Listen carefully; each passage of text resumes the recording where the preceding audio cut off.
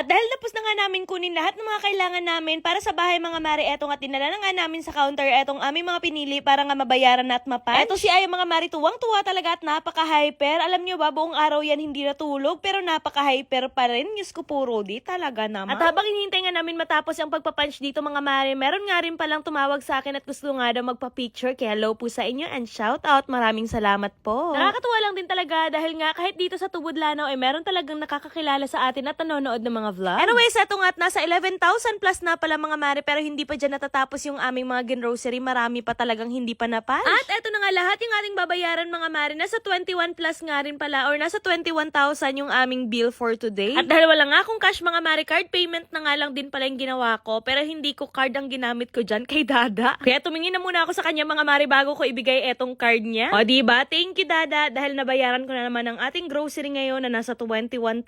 Mahal ka sa akin. Charing. Magbenta ka na ulit ng mga baboy natin para magkaroon na naman tayo ng pera at wala na akong pera. Charot.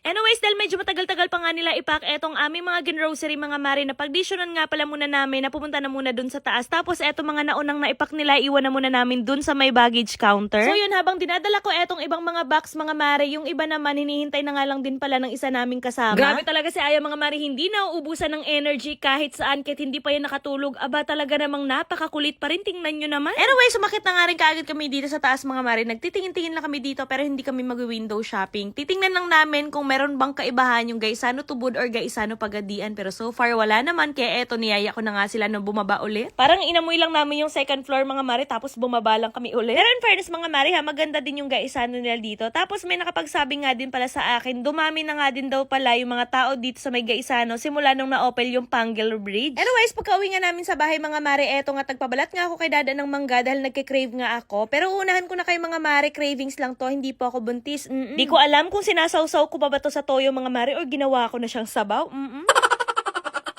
Hi guys, kain tayo ng mangga. Ayan. Sinawsaw ko siya sa toyo na may asukal at syempre may sili. Yes. Kain tayo. Yan o. Sarap.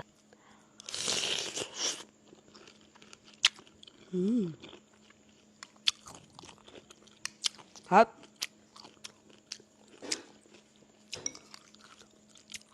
Sarap guys.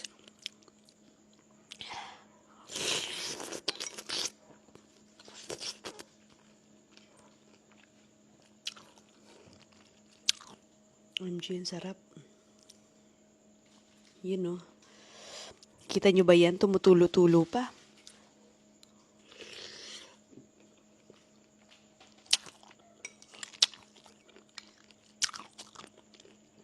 O mga mare, punasan nyo na muna yung mga laway nyo. Alam ko naman na naglalaway na kayo dito sa kinakain ko. Charing, anong oras nyo kaya ito napanood? Gusto nyo ba magkaroon ng 500 pesos? Wala kayo bang gagawin kundi i-download lang ang Lucky Fortune at mag-register na sa comment section ng link. Pero bago yan, tuturuan ko na muna kayo kung paano manalo at maglaro dito sa nilalaro kong Lucky Fortune. Pero paalala lang po guys, bawal po ito sa mga bata, para lang po ito sa mga taong may extra money and extra time. Dito nga pala sa Lucky Fortune, eto ka palang mines yung akin nilalaro, pero marami kang games na pwedeng pagpilian doon. Pero dito kasi sa Lucky Fortune, dito kasi talaga ako sa mines laging nananalo. Dito sa mine guys, kailangan mo lang talaga maiwasan yung bomba. So ayan, nagbet lang ako dito ng 50 pesos. Ayan, kapag ka walang bomba guys, pwede mo na i-cash out kaagad para panalo ka na rin kaagad. Ayan. O yun o, di ba? Di ba? Ay, isa pa. Yun o, so ayan, pwede natin siyang i-cash out. O ayan, cash out na natin kaagad. O diba? Pakadali lang talaga, ganun lang talaga kadaling manalo at maglaro dito. So ayan, magbe-bet pa tayo guys. Ayan. So kung gusto mo na i-cash out kaagad para panalo ka na kaagad, i-cash out mo na. Pwede mo na siyang i-cash out. Ganun lang talaga kadaling manalo at maglaro. Ayan o. Oh, ayan ba? Diba? Nakaano na ako ng isa. Cash out na natin para panalo na tayo kaagad. Ganun lang talaga kadaling manalo at maglaro dito guys. Ay! Cash out na natin! Cash out!